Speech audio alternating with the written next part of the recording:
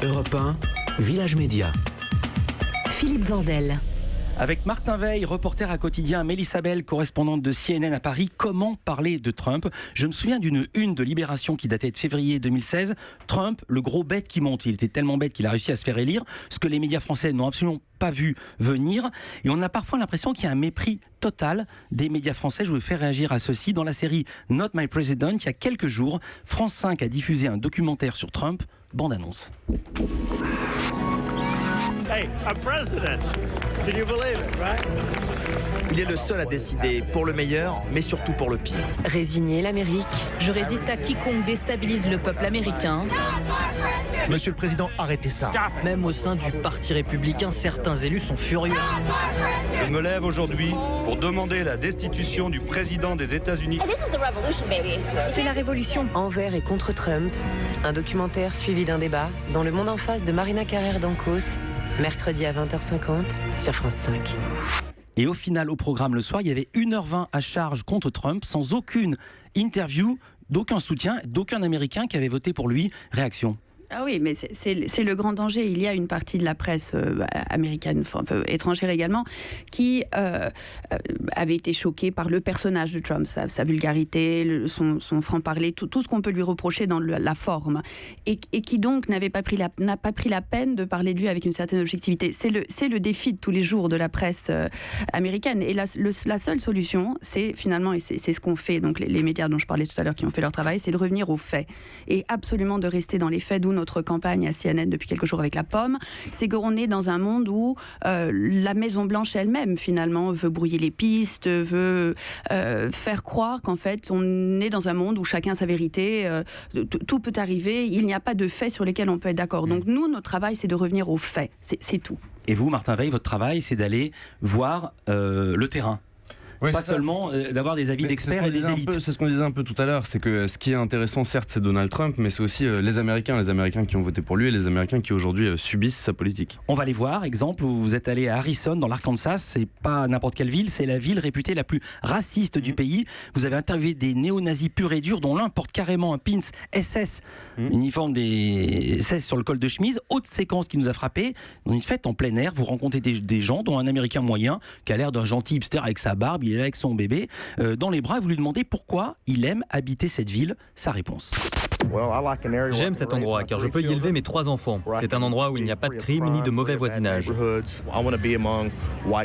veux vivre parmi des chrétiens blancs. Il n'y a rien de mal à ça. Vous ne voulez pas vivre avec des gens noirs ou des gens qui viennent du Moyen-Orient ? Je pense, au moins dans le Sud, qu'on a été capable de vivre aux côtés des Noirs pendant longtemps, au XVIIIe siècle par exemple. Oui, mais ils étaient esclaves à l'époque. Bien sûr, mais on avait de bonnes relations avec eux, presque familiales. On les aimait, ils nous aimaient. Pendant l'esclavage ? Oui, absolument. Vous pouvez lire plein d'histoires à propos de ça. C'est le seul moyen pour qu'on puisse vivre ensemble, pour que ça fonctionne. Quand on voit ça, le menton se décroche. C'est un cas isolé ou il est représentatif ? Mais non, mais en fait, on s'attend pas à voir ça aux États-Unis en 2017. L'idée de ce reportage, au-delà de parler à ces gens-là, c'est d'expliquer que justement ce visage-là, il existe encore, et c'est surtout de réagir au fait que Donald Trump, en tant que président, a énormément de mal à se distancer de l'extrême droite. Il a même, selon certains en tout cas, fait leur jeu. On l'a vu à Charlottesville, où je le rappelle, une manifestation a dégénéré, où une militante antiraciste a été tuée par un militant qui lui était un suprémaciste blanc. Ce qui nous intéresse, nous, à travers ce reportage, c'est de dire, mais vous savez, si Donald Trump se comporte comme ça, si Donald Trump a dragué cet électorat-là, c'est parce que cet électorat existe et qu'aujourd'hui, c'est une parole qui s'est libérée aux États-Unis et que oui, ça existe encore. Et on s'est dit que c'était important de le montrer. Encore une fois, sans juger totalement, évidemment que c'est horrible ce qu'on vient d'entendre, mais il faut peut-être essayer de se poser la question de comment ça se fait qu'il y ait des gens qui pensent ça et pourquoi est-ce que ces gens-là ont choisi Donald Trump. Peut-être que c'est une bonne piste de réflexion. Sans juger totalement, je vais vous faire un compliment. Il n'y a pas un tic formel qui parfois est exaspérant, c'est il n'y a pas la musique anxiogène chaque fois que quelqu'un qui parle a un avis contraire à celui du journaliste.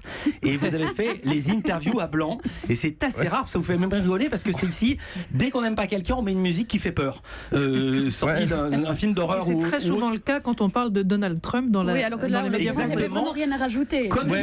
C'est ça.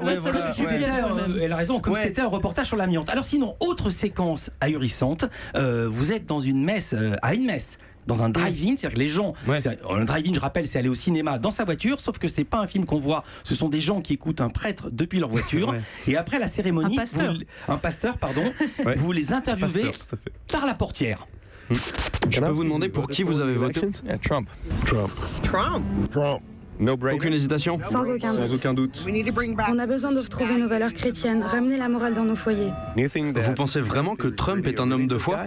Oui, je le pense. Il a divorcé 2 fois. C'est pas un problème pour un homme religieux? Est-ce que Jésus était parfait? Jusqu'à récemment, il était en faveur de l'avortement. Et vous ne pouvez pas changer d'avis? Ça vous fait sourire?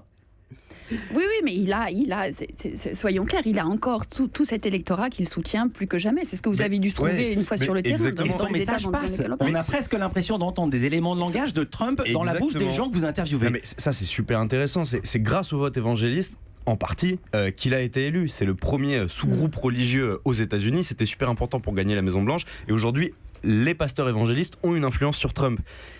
Et voilà, on essaie de pas faire des trucs un peu taiseux et tout ça, mais c'est super intéressant pour comprendre l'élection. Vous avez notamment, juste un mot après je donne la parole à Mélissa, vous avez notamment interviewé un pasteur évangéliste qui soutient Donald Trump et qui est noir. On l'appelle le Trump Tops Pasteur. Il s'appelle Mark Burns. Exactement. Ouais. Mélissa-Belle, vous dire quelque chose? Juste là-dessus, c'est vrai qu'on a tendance à, vous parlez du côté bouffon tout à l'heure, à rigoler ou à exagérer l'effet de Trump peut-être de temps en temps, à lui prêter beaucoup d'attention, à se creuser la tête, c'est de comprendre le comment du pourquoi, mais la vérité, c'est que cet électorat qu'il avait, il y a ceux qui l'ont élu en 2016 et puis il y a ceux qui choisiraient Donald Trump dans toutes les élections. Cet électorat-là, qui choisit Donald Trump dans toutes les élections, elle représente ce qu'elle représente en termes de chiffres, mais elle a été servie, c'est-à-dire qu'elle a obtenu précisément ce pourquoi elle avait voté, c'est-à-dire le chaos. Alors vous aussi, vous avez été servi, en tout cas votre média, la chaîne d'info continue CNN, haï publiquement, conspué par Trump et son administration.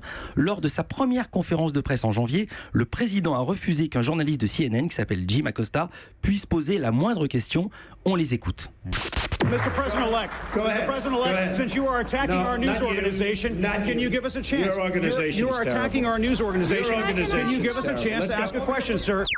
Il peut même pas poser la question. Trump lui dit Your organization is terrible. Mon accent aussi est terrible. Votre entreprise est épouvantable. Est-ce que ça s'est arrangé ou pas du tout? Non, pas du tout. Et puis ça représente vraiment un des côtés de Donald Trump, son tempérament, c'est-à-dire il entre dans des guerres absolument vicieuses avec les gens, que ce soit certains républicains à certains moments, que ce soit les médias mainstream en général, et il a une espèce de colère et un esprit de vengeance. On parlait de son bilan à l'instant.